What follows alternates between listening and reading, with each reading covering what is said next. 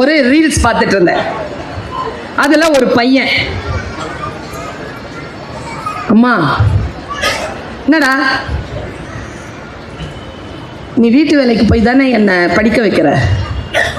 ஆமா. என்ன இதுக்கு இப்போ நீ எங்க வீட்டு வேலைக்கு போற?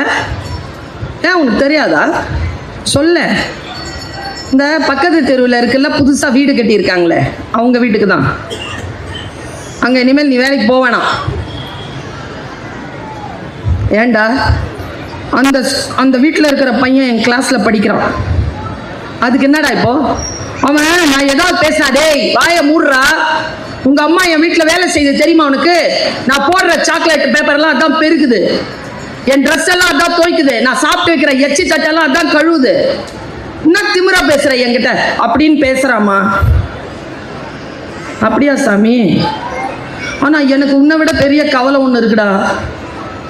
ஏம்மா என்னம்மா கவலை உனக்கு? அந்த வீட்டு எஜமானி அம்மா இருக்குல்ல, அது என் கிராமத்து பொண்ணுடா. நானும் அதுவும் எங்கள் கிராமத்து பஞ்சாயத்து பள்ளியில் 1, 5ஆம் கிளாஸ் வரைக்கும் படித்தோண்டா.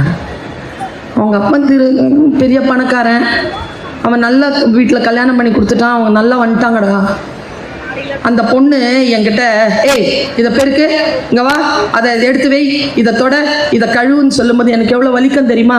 ஆனாலும் சாமி ஒரு விஷயம் சொல்லிக்கிறேன், நீ எப்பவுமே சொல்லாத எனக்கு அந்த வீட்டுல வேலைக்கு போவாதன்னு. ஏமா அப்படி சொல்ற?